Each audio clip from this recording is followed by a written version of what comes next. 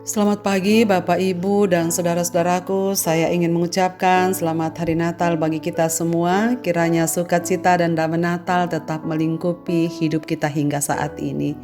Senang sekali saya menjumpai semuanya pada pagi ini melalui Renungan Pagi edisi 29 Desember 2021. Bacaan kita pagi ini dari Matius 2 ayat 11 mengatakan, "Maka masuklah mereka ke dalam rumah itu dan melihat anak itu bersama Maria ibunya, lalu sujud menyembah dia. Mereka pun membuka tempat harta bendanya dan mempersembahkan persembahan kepadanya, yaitu emas, kemenyan, dan mur." Akhir dari pencarian.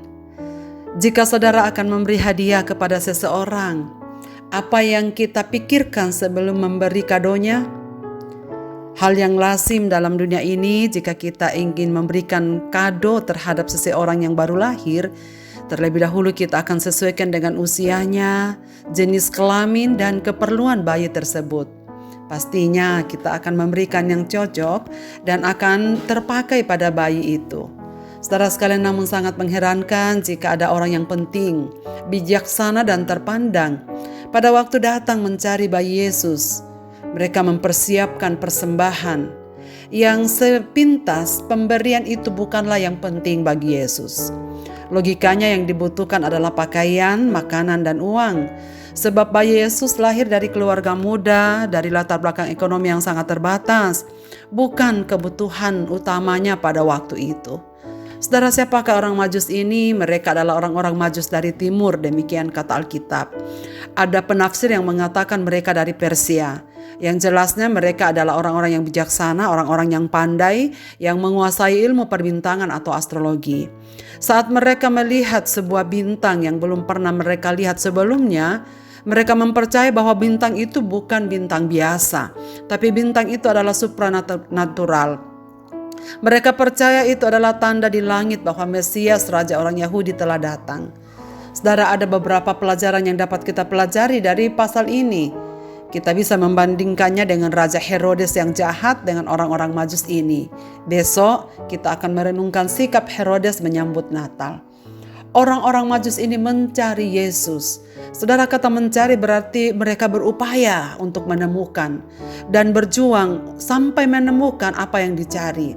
Di mana raja yang baru dilahirkan itu berdasarkan petunjuk bintang itu. Setelah mereka menempuh perjalanan yang panjang dan melelahkan, perjalanan bukan hitungan hari, saudara, atau minggu saja, tetapi diperkirakan perjalanan dengan hitungan bulan. Karena itu, jangan heran jika penuturan penulis Injil Lukas mengatakan, jika gembala-gembala datang menemukan Yesus di sebuah kandang karena tidak ada penginapan bagi mereka.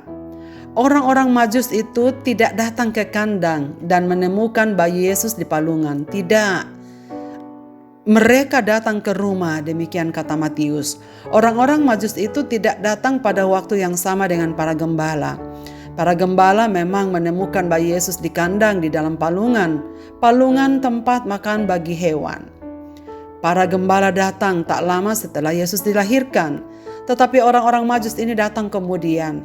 Mereka datang setelah Maria dan Yusuf dan bayi Yesus telah pindah ke sebuah rumah kecil. Sebuah rumah yang kecil dan sederhana. Tetapi pada waktu itu mereka telah berada di dalam rumah itu ketika orang-orang Majus ini datang. Orang-orang Majus ini telah mengorbankan banyak hal dan melewati banyak cobaan dan kesulitan untuk datang bertemu dengan Yesus di dalam rumah kecil di Bethlehem.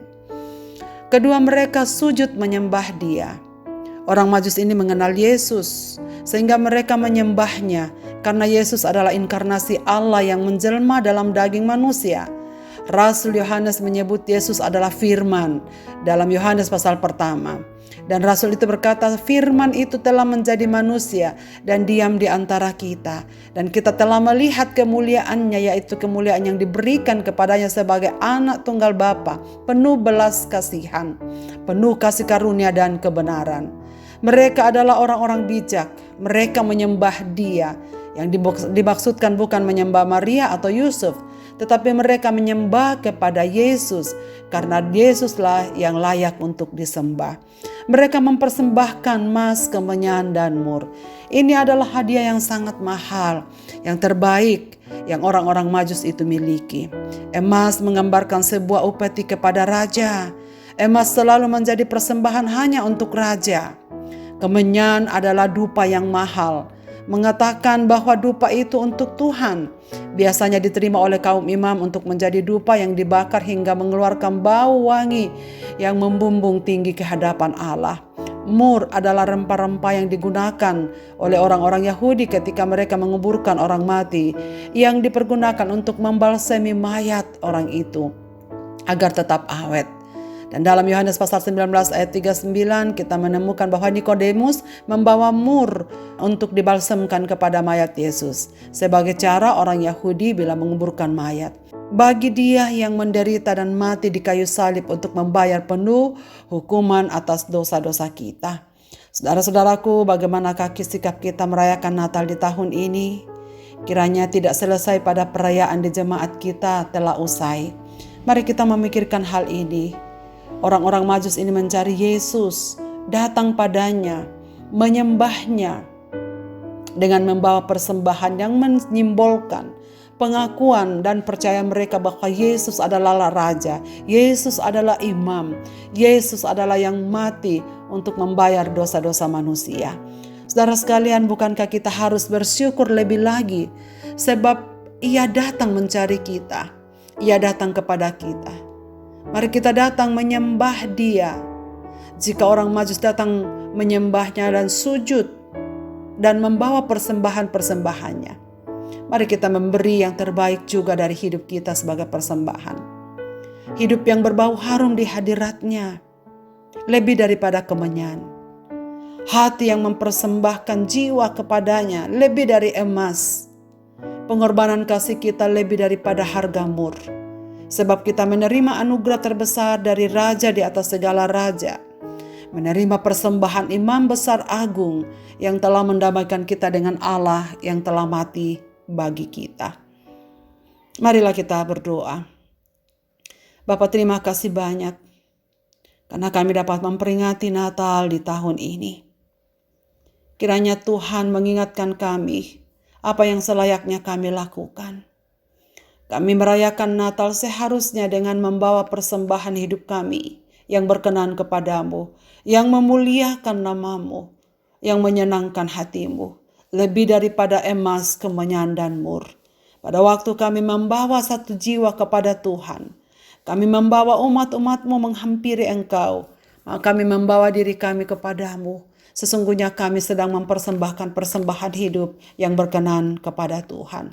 Kiranya umat-umat-Mu dimanapun mereka berada pada pagi ini, mendengarkan firman ini, dan kemudian meresponinya dengan pergi untuk memberikan persembahan yang berkenan kepada Tuhan. Persembahan yang terbaik dari Tuhan, yaitu hidup kami yang menyenangkan Engkau ya Tuhan, melalui pikiran, perkataan, hingga tingkah laku kami.